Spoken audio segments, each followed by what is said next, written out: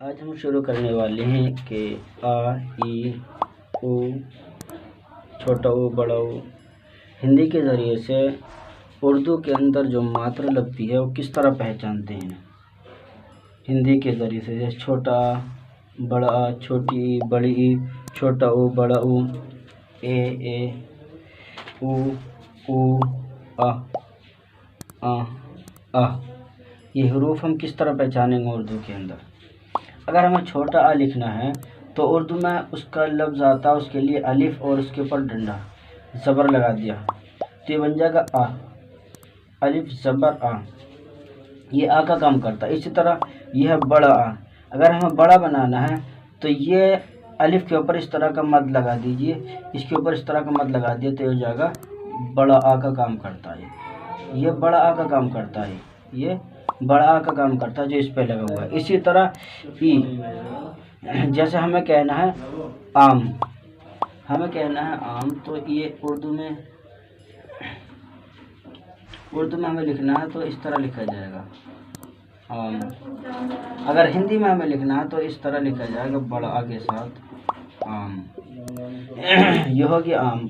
अगर हम इसको इस तरह लिख देंगे और ये लफ्ज़ लगा देंगे तो ये अम हो जाएगा और ये नहीं चलता इस पर। जिस तरह अगर हम इसको हटाकर सिर्फ एक डंडा रखें तब ये अम हो जाएगा, नहीं चलेगा, इसीलिए लिखा जाता है बड़े आ से और इस पर लगा देंगे हम मद। ये लिखने का तरीका हम।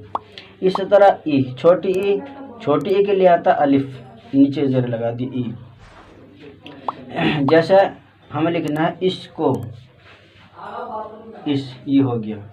और हमें हिंदी में लिखना है तो इस तरह लिखेंगे इस, ये इस तरह लिखा जाएगा।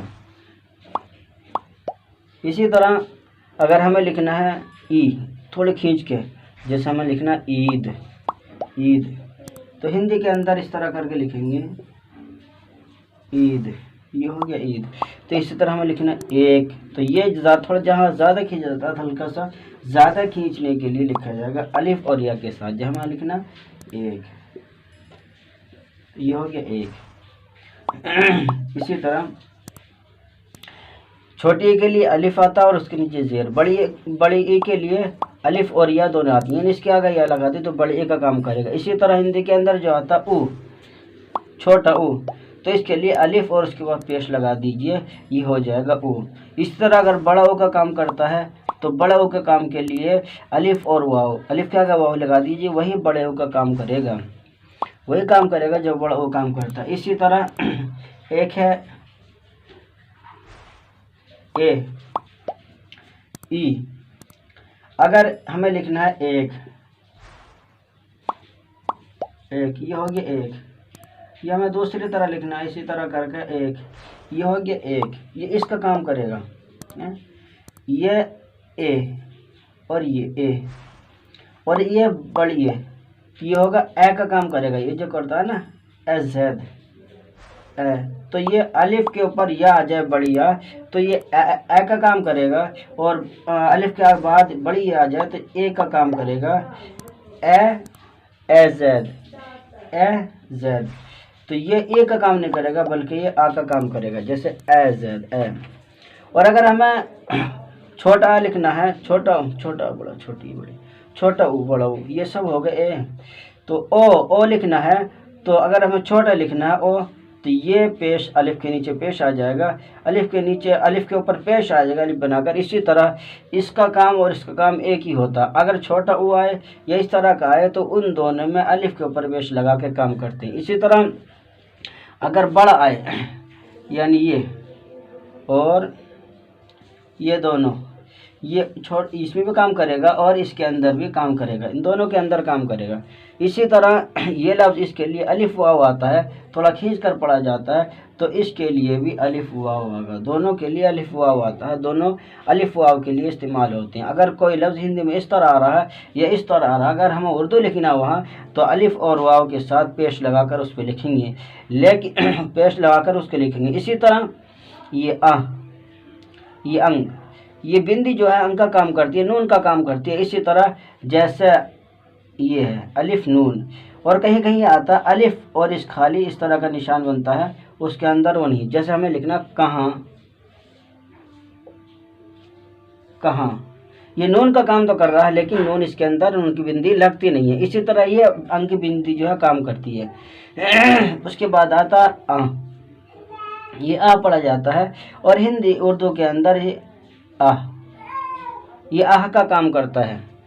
उर्दू के अंदर आह का काम करता है, क्योंकि उर्दू के अंदर जो है लिखने में पढ़ने में ज़बर ज़ेर नहीं पढ़े जाते, सिर्फ अंदाजे से उर्दू पढ़ी जाती है और सही पढ़ी जाती है। और जो हमने ये ज़बर ज़ेर पेश मद वगैरह जो लगाएं, सिर्फ समझाने के लिए लगाएं। अगर आप इसको लिखेंगे तो बगैर ज़ेर ज़बर के लिखेंगे, और अगर आप पढ़ेंगे तब भी बगैर ज़ेर ज़बर के पढ़ेंगे। कि अगर हमें लिखना है ज़ैद चला गया, ज़ैद चला गया, ज़ैद चला गया, तो हम इस पर ज़बर ज़ेर नहीं लगाने, क्योंकि उर्दू के अंदर ज़बर ज़ेर लगा कर नहीं तो पढ़ते हैं नहीं लिखते हैं। सिर्फ समझाने के लिए ज़बर ज़ेर लगाते हैं ताकि बात समझ में आए और आगे के लिए उनके लिए पढ़ना आसान हो जाए। जैसे खालिद किताब पढ़ रहा है, खालिद किताब पढ़ रहा है, तो हमने इस पर अलिफ ज़बर ज़ेर ज़ेर कुछ नहीं लगाया, ज़बर ज़ेर पेश मत कुछ नहीं लगाया, सिर्फ इसी तरह लिखा जाएगा। इसी तरह ये है काम, आम, आम लिखना है तो इस तरह लिख दिया हमने आम। इसी तरह हमें लिखना आम, आम पका हुआ है, आम पका हुआ है, तो हम इसको आम नहीं पढ़ेंगे, क्योंकि आम कोई चीज़ होती नहीं और आम कोई चीज़ पकती नहीं, सिर्फ आम पका हुआ होता है, इस वजह से लिखेंगे आम पका हुआ है। इसी तरह ईद में खुशी, ईद की खुशी, हमें लिखना है ईद, ईद की खुशी, हमें लिखना है ईद, ईद, ईद की, ईद की खुशी, ये हो गया ईद की खुशी।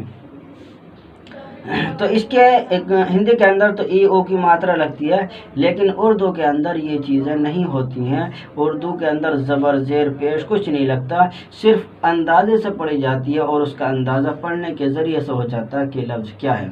इसी तरह अगर हमें लिखना है मन नहीं लगता, मन नहीं,